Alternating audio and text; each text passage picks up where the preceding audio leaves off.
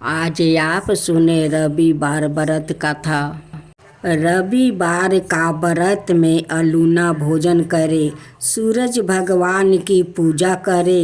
इस दिन छाछ नहीं बनानी चाहिए, सिर नहीं धोना चाहिए, तेल नहीं खाना चाहिए। सूरज भगवान की पूजा करके रवि व्रत का कथा कहनी चाहिए, फिर भोजन करना चाहिए। एक साहूकार था, उसके कोई संतान नहीं था। एक दिन वो सुबह के समय घर के बाहर गया तो उसने देखा कि एक किसान खेत में दाना डालने जा रहा था। साहूकार को देखते ही वो वापस लौट गया और बोला कि आज तो शगुन अच्छा नहीं हुआ है। जब साहूकार ने यह सुना तो उसका मुंह उतर गया। घर आने पर उसकी पत्नी ने पूछा कि आज क्या बात है। साहूकार ने सारी बात बताई तो पत्नी बोली, आज चिड़िया आई तो वो भी बोली बच्चे नहीं है तो दाना कहाँ से मिलेगा, कह कर उड़ गई। साहूकार को क्रोध आया। उसी दिन से वो सूरज भगवान की आराधना करने लगा। 12 बरस बीत गया। तब सूरज भगवान ने सोचा कि यदि भक्त की पुकार नहीं सुनी तो भगवान को कोई नहीं मानेगा।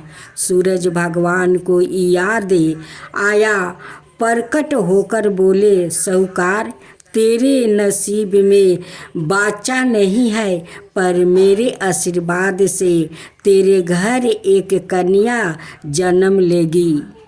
9 महीने के उनके घर में एक कन्या ने जन्म लिया। जब नौआइन नहलाने आती तो कन्या हंसती मुस्कुराती। कन्या के मुस्कुराने से हीरे मोती गिरते। उन हीरे मोती को नाउन लेकर चली जाती। 1.25 महीना बीत गया। तब साहूकार की पत्नी नाउन से बोली, अब इसे मैं नहलाऊंगी। जब वो उसे नहलाने लगी तो बच्ची के हंसने पर हीरे मोती गिरे। अब तो समझ गई कि नौआइन ने तो खूब हीरे मोती इकट्ठा कर लिया है। जब लड़की बड़ी हुई तो माँ बाप ने सोचा कि घर में धन तो बहुत है, घर जमाई रख लेते हैं। उन्होंने एक गरीब लड़का ढूंढा और उसके साथ अपनी लड़की का विवाह कर दिया। माँ दिन उगते ही बेटी को उठाने जाती और उसका मुंह देखती। तब लड़की का पति बोला, अपने बीच सुबह सुबह माँ का क्या काम है। तो लड़की बोली, माँ का नियम है कि वो सुबह उठते ही मेरा मुख देखती है।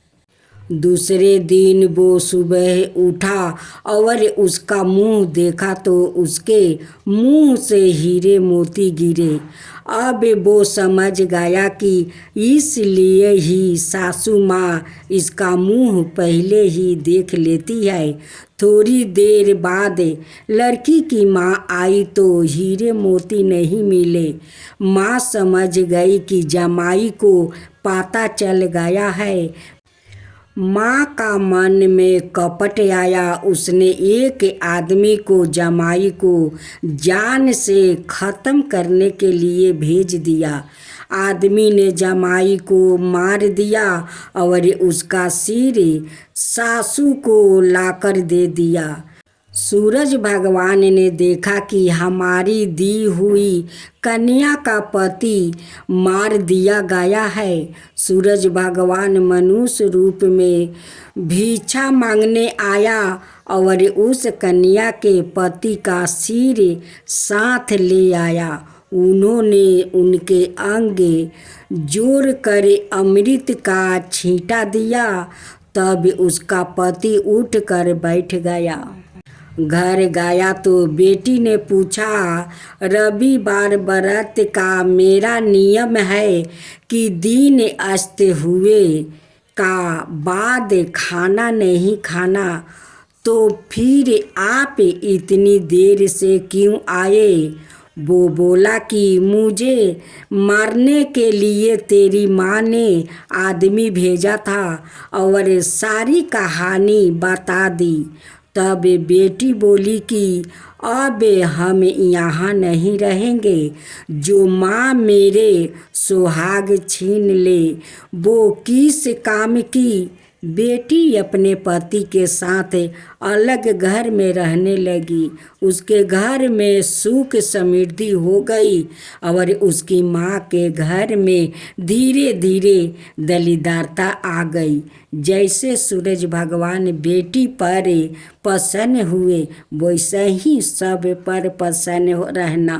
पहले सुनते हैं रविवार व्रत विधि, साथ में कथा सुनते हैं। हिंदू धर्म में रविवार का दिन ग्रहों के राजा सूर्य देव को समर्पित है।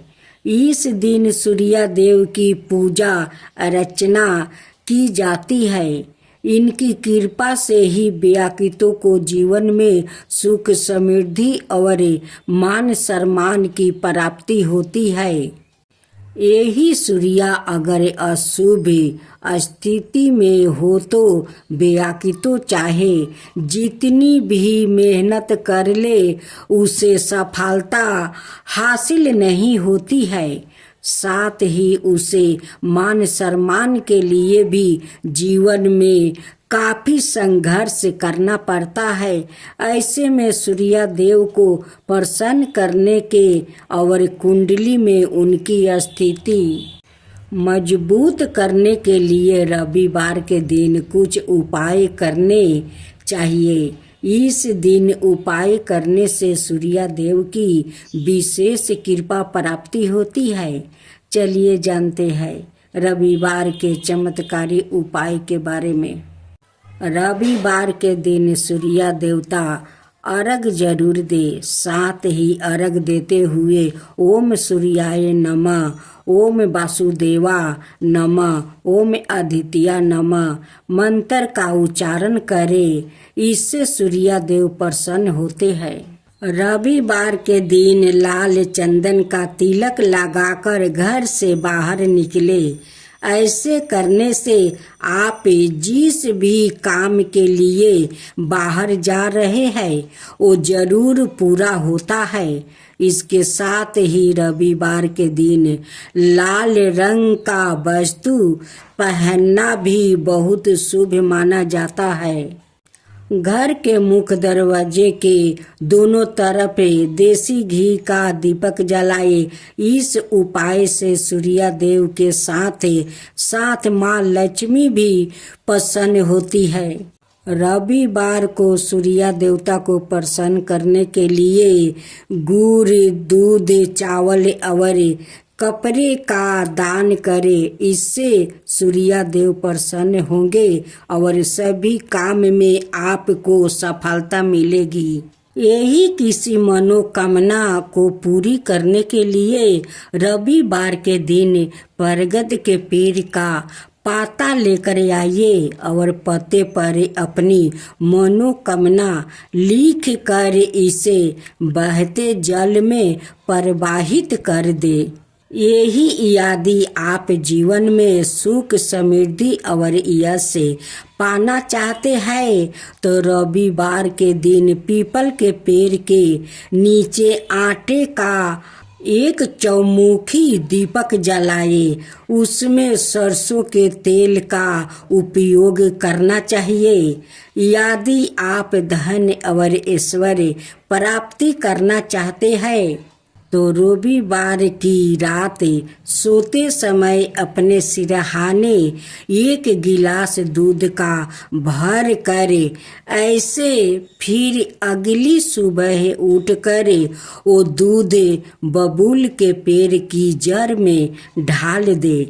ऐसे करने से आपको धन और ऐश्वर्य की प्राप्ति होगी।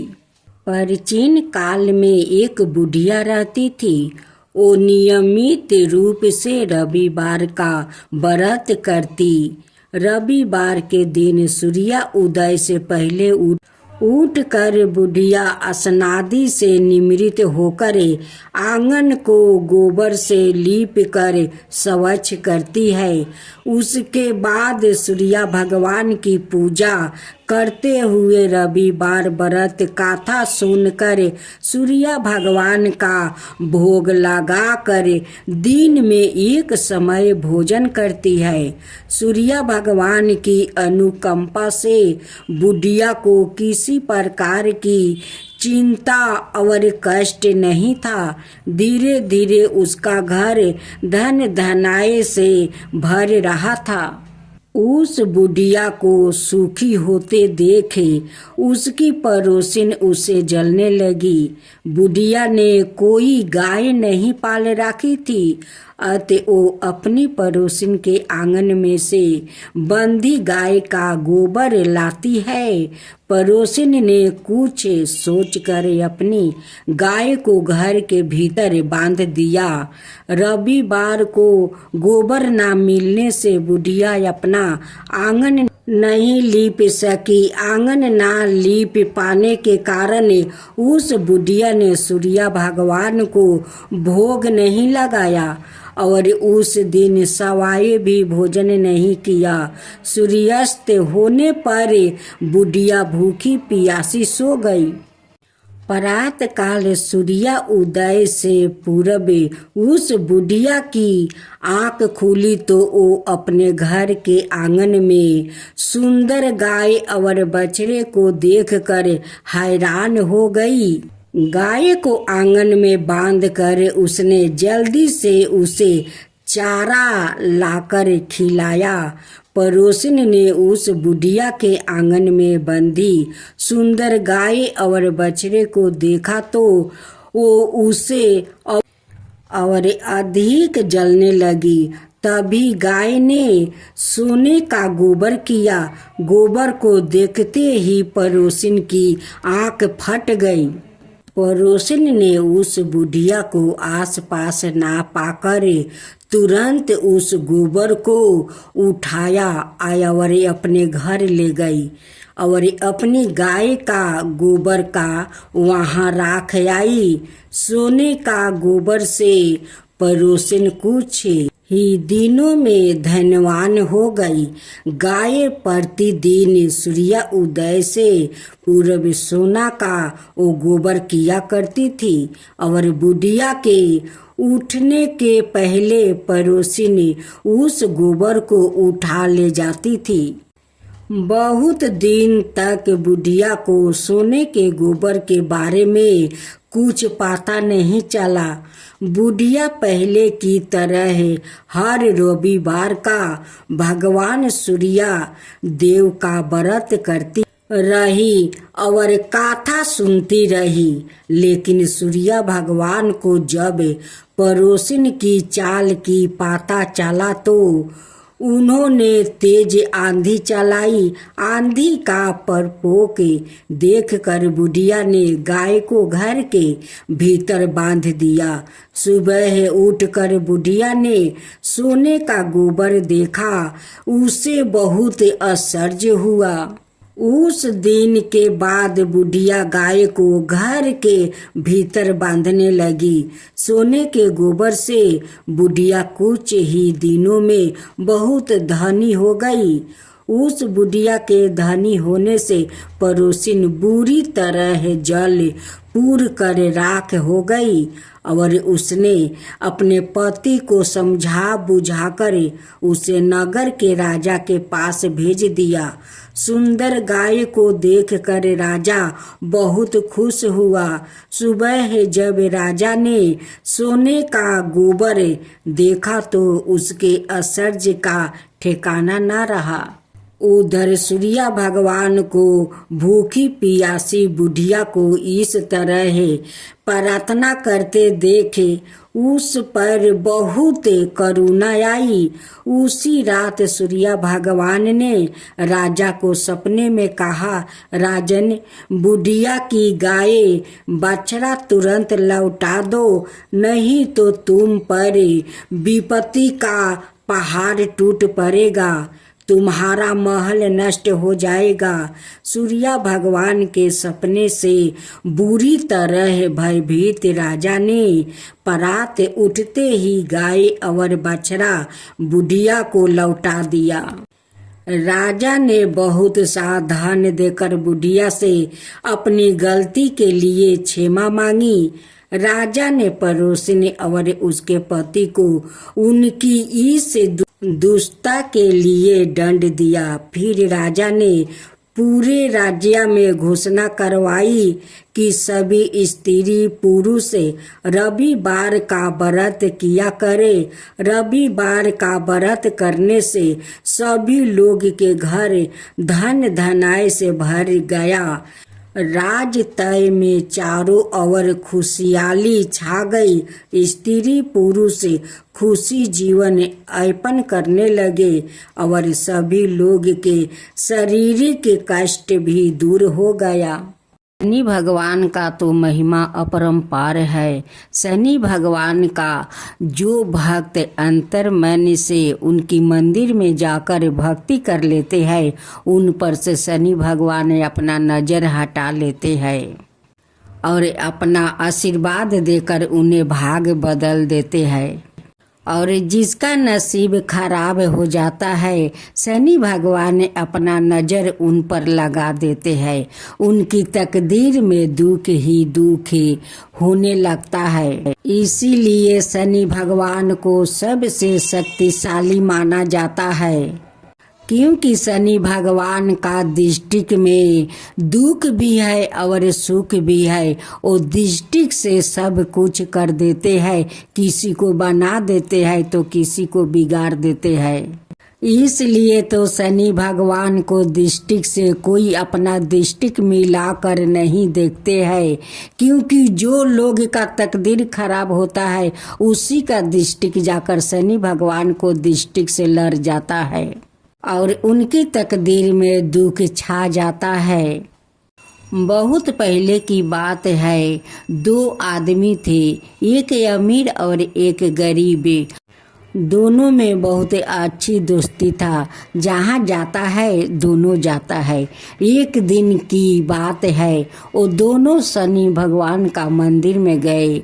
जो अमीर था वो शनि भगवान को दृष्टि से अपना दृष्टि लगाकर प्रणाम किया, और जो गरीब था वो अपना दृष्टि वो झुकाकर शनि भगवान को प्रणाम किया।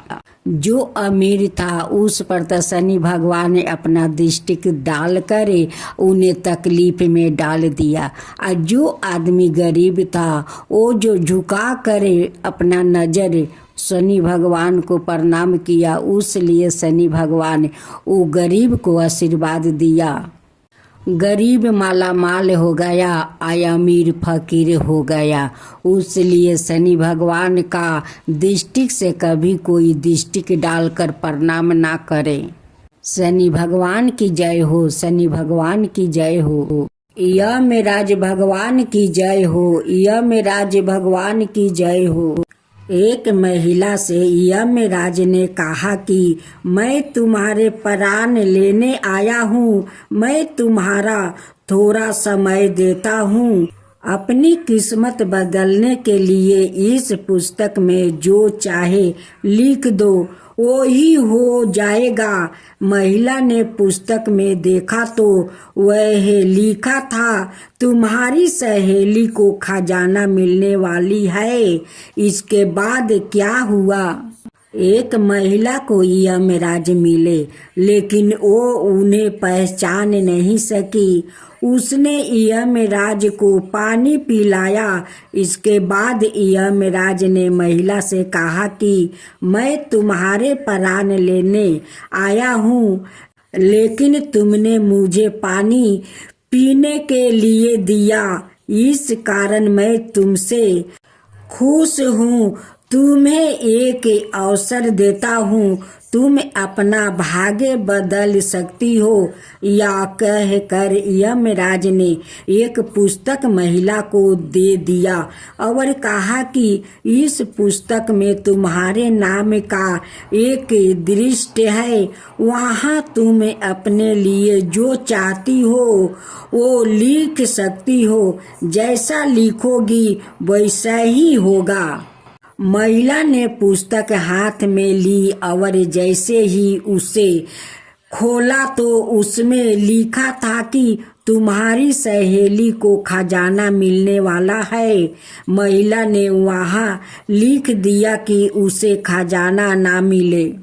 अगला पोस्टर खोला तो उस पर लिखा था कि तुम्हारी पड़ोसी का पति राजा का मंत्री बनने वाला है। महिला ने वहाँ लिख दिया कि वो मंत्री ना बने। कुछ ही देर में उसे अपने नाम का पृष्ठ मिला। वो खुद के लिए अच्छा लिखने के लिए सोचने लगी, लेकिन जैसे ही वो लिखने वाली थी, यमराज ने पुस्तक के ली। यमराज ने महिला से कहा कि अब तुम्हारा समय खत्म हो गया है। तुम दूसरों का बुरा करने के चक्कर में खुद का भला नहीं कर सकती है। महिला को पछतावा होने लगा कि उसने सुनहरा अवसर खो दिया। इसके बाद यमराज ने उस महिला के प्राणों का हरण कर लिया। इस कथा की लिख यह है कि काफी लोग दूसरों का बुरा सोचते रहते हैं, मौका मिलने पर दूसरों का बुरा करते हैं। इस चक्कर में वो कई बार खुद का भला करने का अवसर खो देता है। हम दूसरों का भला ना कर सके तो कम से कम किसी का बुरा भी नहीं करना चाहिए, यही सच्ची मान्यता है। अगर वो महिला अपनी मित्र और पड़ोसी का बुरा नहीं सोचती तो खुद का भाग्य बदल सकती थी, लेकिन उसने पहले उनका बुरा करने की सोची और खुद के प्राण नहीं बचा सकी। अब सुने नारद जी का और साथ में हनुमान जी की कथा।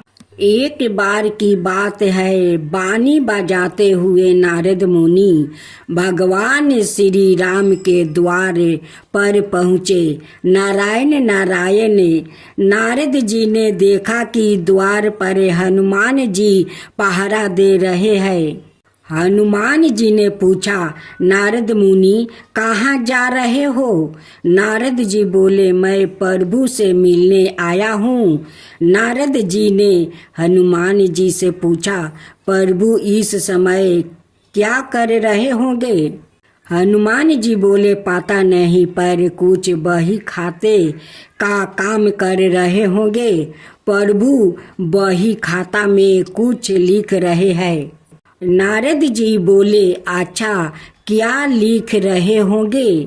हनुमान जी बोले, मुझे पता नहीं, मुनिवर आप खुद ही देख आना। नारद मुनि गया प्रभु के पास और देखा कि प्रभु कुछ लिख रहे हैं। नारद जी बोले, प्रभु आप वही खाते का काम कर रहे हैं, या काम तो किसी मुनीब को दे दीजिए। श्री राम प्रभु बोले, नहीं नारद, मेरा काम मुझे ही करना पड़ता है, या काम मैं किसी और को नहीं सौंप सकता हूँ। नारद जी बोले, अच्छा प्रभु, ऐसा क्या काम है? ऐसा आप इस बही खाते में क्या लिख रहे हो? प्रभु जी बोले, तुम क्या करोगे देख कर जाने दो।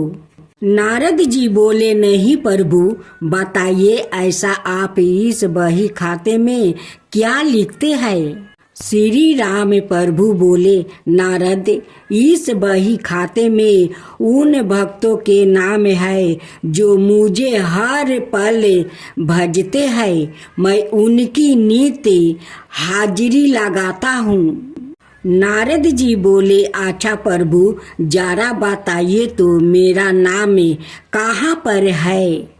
नारद मुनि ने बही खाते खोल कर देखा तो उनका नाम सबसे ऊपर था। नारद जी को गर्व हो गया कि देखो, मुझे मेरे प्रभु सबसे ज्यादा भक्त मानते हैं। पर नारद जी ने देखा कि हनुमान जी का नाम उस बही खाते में कहीं नहीं दिखता है। नारद जी सोचने लगे कि हनुमान जी तो प्रभु श्री राम जी के खास भक्त है, फिर उनका नाम इस बही खाते में क्यों नहीं है? क्या प्रभु उनको भूल गया है? नारद मुनि आए हनुमान जी के पास, बोले, हनुमान, प्रभु के बही खाते में उन सब भक्तों के नाम है जो नित्य प्रभु को भजते हैं, पर आपका नाम उस बही खाते में कहीं नाम नहीं है। हनुमान जी ने कहा, मुनिवर, होगा आपने शायद ठीक से नहीं देखा होगा।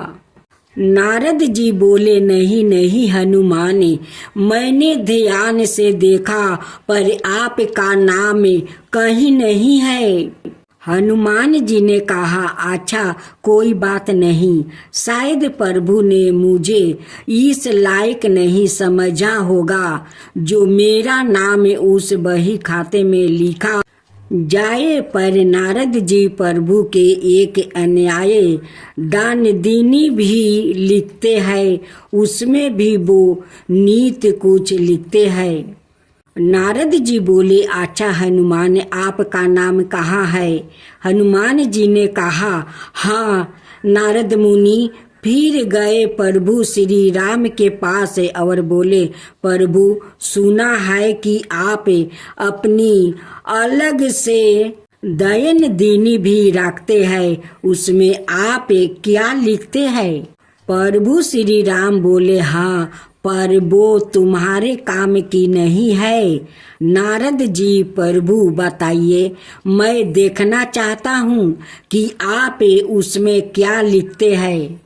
प्रभु मुस्कुराए और बोले, मुनिवर, मैं इनमें उन भक्तों के नाम लिखता हूँ जिनको मैं नित्य भजता हूँ। नारद जी डायरी खोल कर देखा तो उसमें सबसे ऊपर हनुमान जी का नाम था। यह देख कर नारद जी का अभिमान टूट गया। कहने का तात्पर्य यह है कि जो भगवान को सिर्फ जीभा से भजते हैं उनको प्रभु अपना भक्त बनाते हैं, और जो हृदय से भजते हैं उन्हें भक्तों के वो सवाए भक्त हो जाते हैं। ऐसे भक्तों को प्रभु अपनी हृदय रूपी विशेष सूची में रखते हैं। भक्त जनों, आज आप सुने गणेश भगवान की व्रत कथा, बुधवार व्रत कथा। एक समय की बात है कि साहूकार अपनी पत्नी को लाने के लिए अपने ससुराल गया। कुछ दिन रहने के बाद उसने अपनी पत्नी के साथ अपने घर आने की सोची। दुर्भाग्य से उस दिन बुधवार का दिन था। लड़की के परिवार वालों ने कहा कि आज बुधवार का दिन है, जो कि किसी कार्य हेतु शुभ नहीं माना जाता है, इसलिए आज तुम मत जाओ। किंतु साहूकार ने किसी की एक ना मानी और पत्नी समेत अपने ससुराल से घर को चल दिया। रास्ते में साहूकार की पत्नी को प्यास लगी। उसने साहूकार से कहा। साहूकार ने कहा, तुम बैलगाड़ी में ही बैठो, मैं पानी लेकर आता हूँ। जब वो पानी लेकर आया तो उसने देखा कि उसकी शक्ल का एक आदमी उसकी पत्नी के साथ बैठा है। तब उसने जाकर उस पुरुष से पूछा, तुम कौन हो? तब उसने कहा, मैं साहूकार हूँ। और फिर दोनों के बीच में झगड़ा शुरू हो गया और वहाँ लोगों और कुछ सिपाही आ गए, जिन्होंने उस स्त्री से पूछा, तुम्हारा पति कौन है?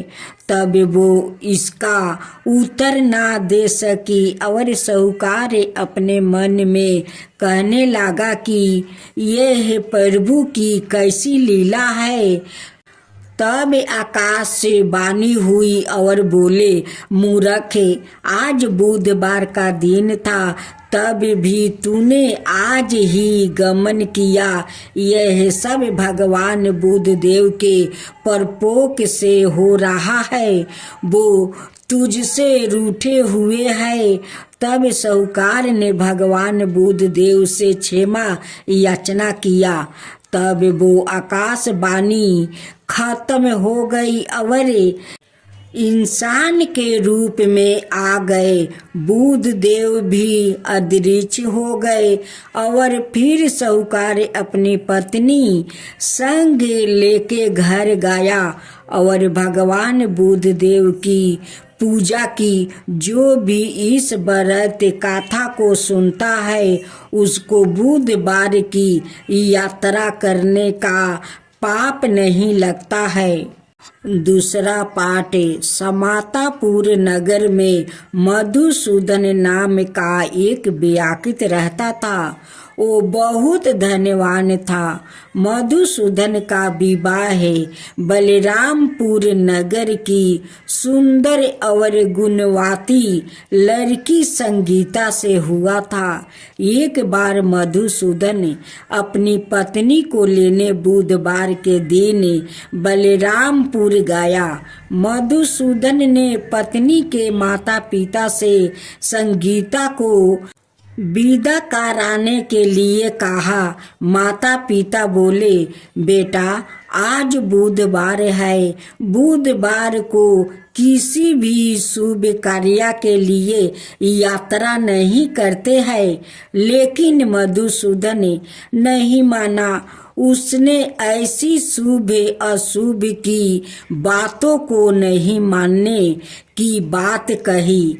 बहुत आग्रह करने पर संगीता के माता पिता ने विश्वास होकर दोनों को विदा कर दिया। दोनों ने बैलगाड़ी से यात्रा कर रहे थे कि 2 कोस की यात्रा के बाद उसकी गाड़ी का एक पहिया टूट गया। वहां से दोनों ने पैदल ही यात्रा शुरू किया। रास्ते में संगीता को प्यास लगी। मधुसूदन उसे एक पेड़ के नीचे बैठाकर जल लेने चला गया।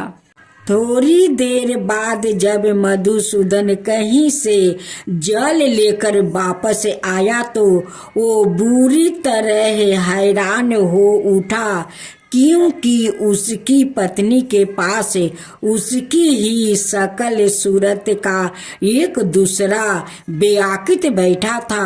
संगीता भी मधुसूदन को देखकर हैरान रह गई। वो दोनों में कोई अंतर नहीं कर पाई। मधुसूदन ने उस व्याकुत से पूछा, तुम कौन हो और मेरी पत्नी के पास क्यों बैठे हो? मधुसूदन की बात सुनकर उस व्याकुत ने कहा, अरे भाई, यह मेरी पत्नी संगीता है। मैं अपनी पत्नी को ससुराल से विदा करा कर लाया हूँ। लेकिन तुम कौन हो जो मुझसे ऐसा प्रश्न कर रहे हो? मधुसूदन ने लगभग चीखते हुए कहा, तुम जरूर कोई चोर या ठग हो। यह मेरी पत्नी संगीता है। मैं इसे पेड़ के नीचे बैठाकर जल लेने गया था। इस पर उस व्याकुत ने कहा, अरे भाई, झूठ तो तुम बोल रहे हो। संगीता को प्यास लगने पर जल लेने तो मैं गया था। मैंने तो जल लाकर अपनी पत्नी को पिला भी दिया है। अब तुम चुपचाप यहाँ से चलते बनो, नहीं तो किसी सिपाही को बुलाकर तुम्हें पकड़वा दूंगा। दोनों एक दूसरे से लड़ने लगे। उन्होंने लड़ते झगड़ते बहुत से लोग वहाँ एकत्र हो गया। नगर के कुछ सिपाही भी वहाँ आ गया। सिपाही उन दोनों को पकड़ कर राजा के पास ले गया। सारी कहानी सुनकर राजा भी कोई निर्णय नहीं कर पाया। संगीता भी उन दोनों में से अपने वास्तविक पति को नहीं पहचान पा रही थी। राजा ने दोनों को कारागार में डाल देने के लिए कहा। राजा के फैसले पर असली मधुसूदन भयभीत हो उठा। तभी आकाशवाणी हुई। मधुसूदन ने, तूने संगीता के माता पिता की बात नहीं मानी और बुधवार के दिन अपने ससुराल से चल दिया। यह सब भगवान बुद्धदेव के प्रकोप से हो रहा है। मधुसूदन ने भगवान बुद्धदेव से प्रार्थना की कि हे भगवान बुद्धदेव, मुझे क्षमा कर दीजिए। मुझसे बहुत बड़ी गलती हुई है। भविष्य में अब कभी बुधवार के दिन यात्रा नहीं करूंगा और सदाए बुधवार को आपका व्रत किया करूंगा। मधुसूदन के प्रार्थना करने से भगवान बुद्धदेव ने उसे क्षमा कर दिया। तभी दूसरा व्याकुत राजा के सामने से गायब हो गया। राजा और दूसरे लोग इस चमत्कार को देखकर हैरान हो गया। भगवान बुद्धदेव की इस अनुकंपा से राजा ने मधुसूदन और उसकी पत्नी को सम्मान पूर्वक विदा किया। कुछ दूर चलने पर रास्ते में उन्हें बैलगाड़ी मिल गई। बैलगाड़ी का टूटा हुआ पहिया भी जोड़ा लाग गया।